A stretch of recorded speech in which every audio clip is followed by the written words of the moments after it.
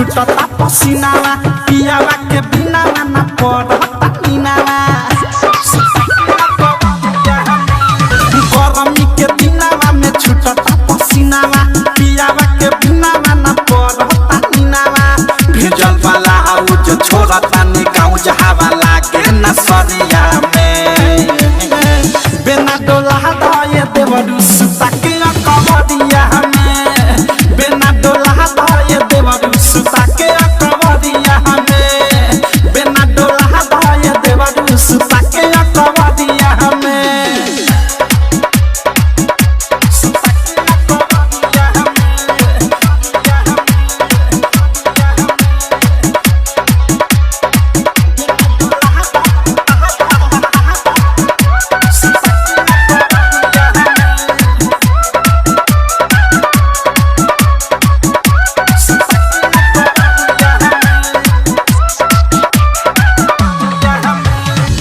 कोई तो ठंडा मिजाज है ने आके चलो पलंगिया पजा जिम बिछा के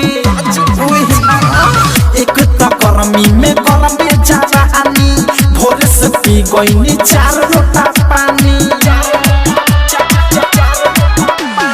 भीग जाता तनावा बिगड़ जाता मनावा रोज दोपहरिया में बिना डोला दाए देवरू सुता के कवरिया में बिना डोला दाए देवरू सुता के कवरिया में बिना डोला दाए देवरू सुता के कवरिया में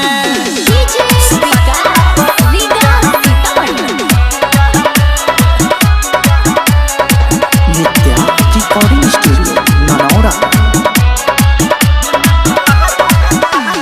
कट गइल लाइन खराब न भटर सगर पसी झिके करे चटर चटर प्रेमिया देश तनी बुझन कलेस हो देखी देखी हंसे अनुराग मुकेश हो का कहनी तेया तनी सहाक बा कमर के जरिया में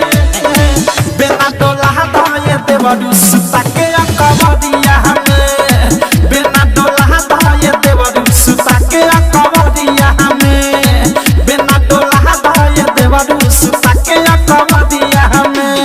गरमी के दिनावा में छुटता पसीनावा पियावा के बिना ना पड़ता नीनावा भेजल वाला जो छोड़ता